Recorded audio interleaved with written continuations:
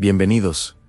¿Alguna vez te has preguntado cómo una pequeña aldea se convirtió en el imperio más poderoso de la historia? Abróchate el cinturón, porque vamos a viajar más de 2700 años en el tiempo, a orillas del río Tíber, donde nació una leyenda que cambió el mundo para siempre. A la historia de Roma. Vamos a desglosarla en sus tres grandes actos: a monarquía, república e imperio. Todo empieza con un mito digno de película. Imagina a dos gemelos, Rómulo y Remo, hijos nada menos que del dios de la guerra. Marte, un rey malvado, temiendo que le quitaran el trono, ordena deshacerse de ellos. Pero el destino tenía otros planes. Los bebés son abandonados en una cesta en el río Tíber, y, en un giro increíble, una loba los encuentra y los amamanta como si fueran sus propios cachorros. Más tarde, un pastor los rescata y los cría. Ya de adultos, los hermanos deciden fundar su propia ciudad. Pero aquí, la cosa se tuerce. Una discusión brutal sobre dónde construirla termina con Rómulo matando a Remo así. En el año 753 a.C., Rómulo funda la ciudad que llevará su nombre, Roma, y se convierte en su primer rey. Con Rómulo comienza la primera etapa en la monarquía. Durante casi 250 años, Roma fue gobernada por 7 reyes. No todos eran locales, muchos venían de un pueblo vecino muy avanzado, los etruscos. Gracias a ellos, esa pequeña aldea de cabañas empezó a parecer una ciudad de verdad. Construyeron las primeras murallas, templos imponentes y hasta un sistema de alcantarillado, la famosa cloaca máxima. Una obra de ingeniería brutal para la época. Pero como suele pasar, el poder corrompe. El último rey, Tarquinio, el soberbio, era tan déspota y cruel que los romanos se hartaron, lo expulsaron y juraron solemnemente que nunca más se arrodillarían ante un monarca. Habían probado la tiranía y no querían saber más de ella. Y así, en el 509 a.C., nace la segunda gran fase, la República Romana. Se acabaron los reyes y hola a un nuevo sistema. El poder ahora se repartía. Por un lado estaba el Senado, una asamblea de hombres sabios y poderosos. Por otro, 2 cónsules, elegidos cada año para gobernar juntos y evitar que uno solo acumulara demasiado poder. Ser ciudadano romano y ser leal a la República se convirtieron en el máximo orgullo. Esta fue la era de la expansión a lo bestia. Las legiones romanas, con su disciplina de acero y su increíble organización, primero conquistaron toda la península itálica. Luego, se enfrentaron a su mayor rival en Cartago. Las guerras púnicas contra Cartago fueron una saga épica. 3 guerras a vida o muerte por el control del Mediterráneo. ¿Recuerdas a Aníbal cruzando los Alpes con elefantes? Eso pasó aquí, una lucha titánica. Pero al final, Roma aplastó a su enemigo y se convirtió en la dueña indiscutible del mar, al que llamaban Mare Nostrum, nuestro mar. El problema es que tanto éxito y tanta tierra conquistada trajeron problemas internos. La riqueza no se repartió por igual. Los ricos se hicieron más ricos y los pobres más pobres.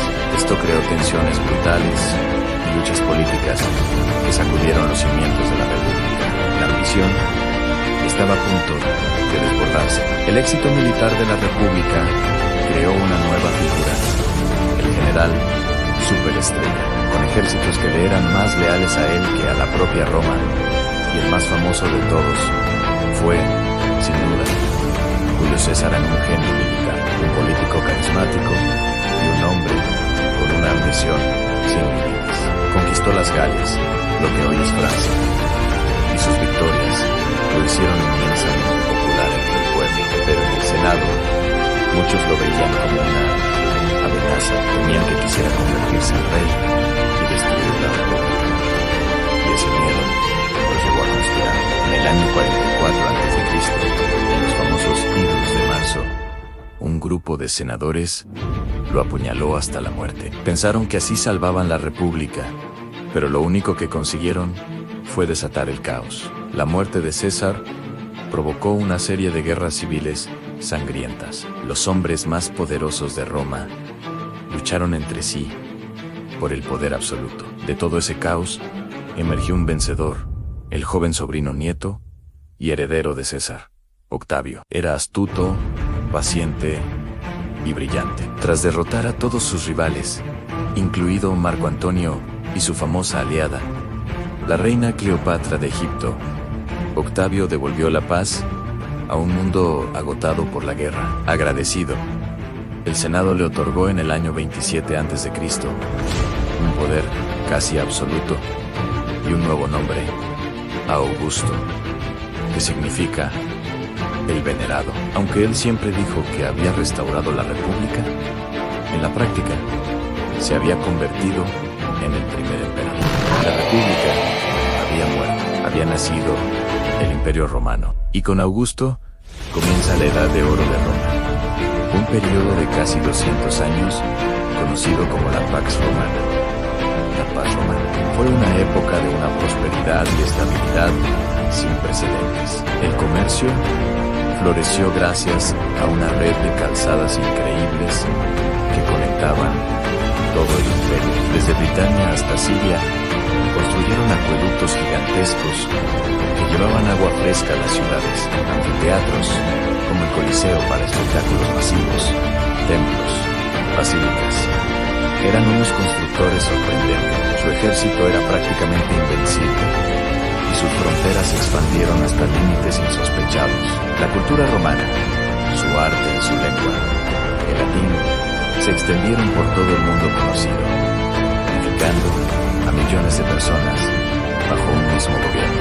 Pero como todo gran imperio, Roma también tuvo su final. Tras siglos de gloria, el imperio de Occidente finalmente cayó en el año 476 después de Cristo, cuando las tribus germánicas invadieron y saquearon a Italia. Sin embargo, realmente desapareció Roma.